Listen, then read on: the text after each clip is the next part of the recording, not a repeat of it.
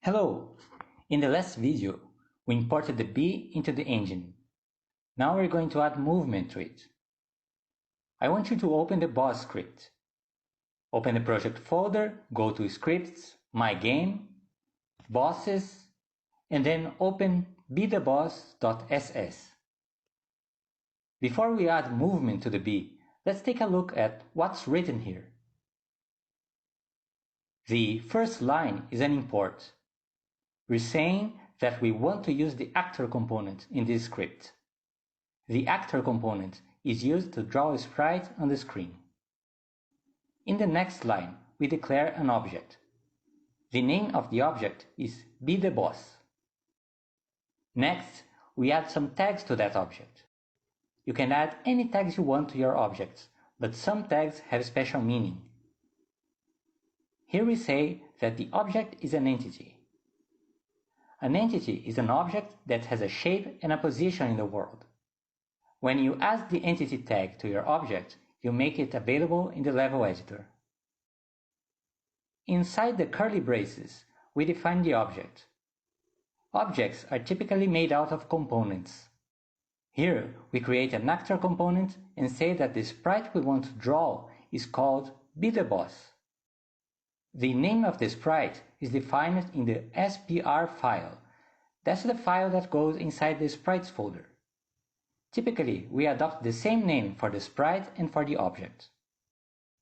Now that we understand that objects are made out of components, we're going to use another component to make the bee move.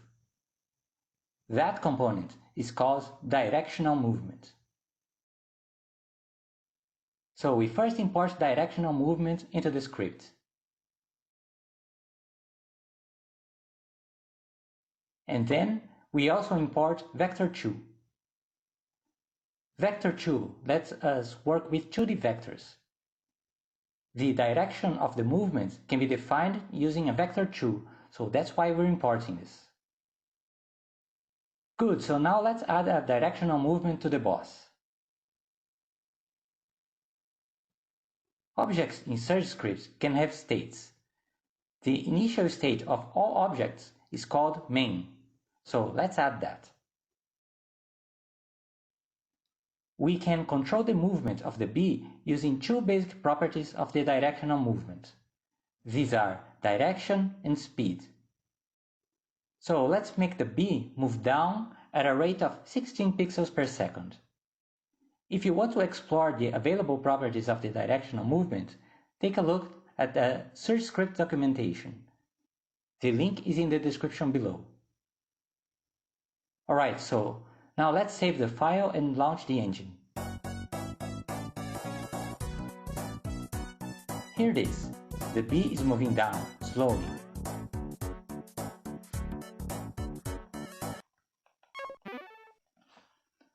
Okay, let's create a more interesting pattern using the directional movement. Let's add 3 new variables to our bee. The bee will move left and right, and it will rest before and after movement.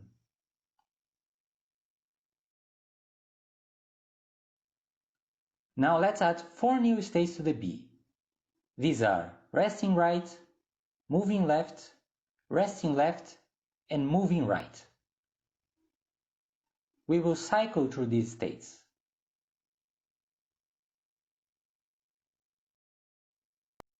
In the initial state main, we will just change the states to resting right.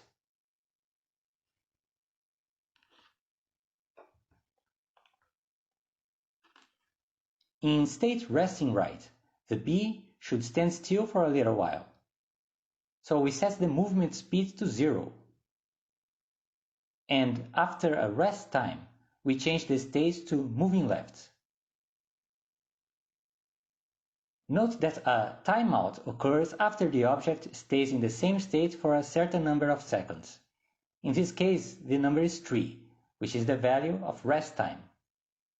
So after 3 seconds, we change the state.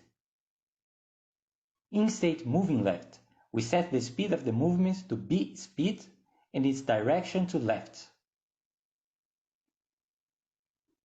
After move time, we change the state to resting left.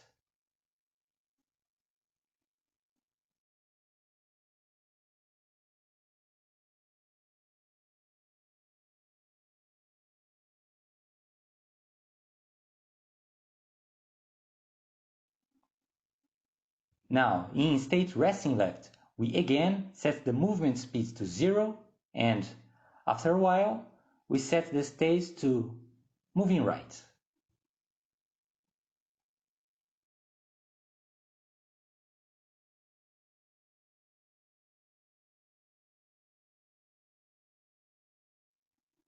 Finally, in state moving right, we set the movement speed to B speed and its direction to right. After move time, we change the state to resting right.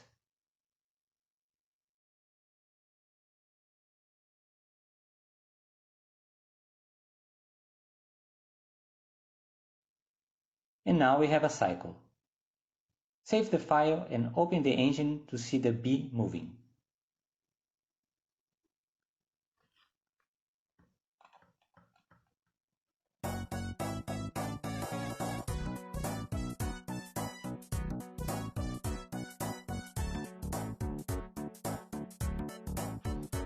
Good, so you can see that the bee is moving left and right.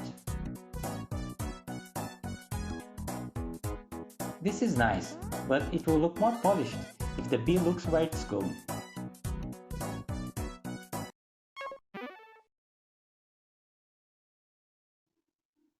In the sprite, you can see that the bee is always looking to the right. It turns out that we can flip the sprite in the script. We want to flip the sprite whenever the bee is moving to the left. Okay, so how do we do that? Well, according to the Surge script documentation, we can flip the sprite using the actor.hflip property. Hflip means horizontal flip. We set it to true if we want to flip the sprite, or to false if we don't want it flipped. Since the bee is looking to the right in the sprite sheet, we set hflip to true whenever we want the bee looking to the left.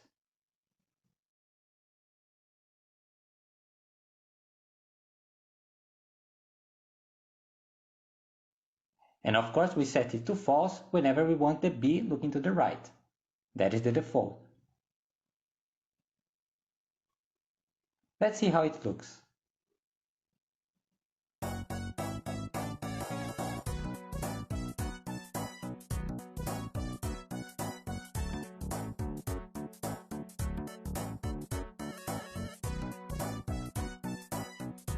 Now we have a working movement that looks better.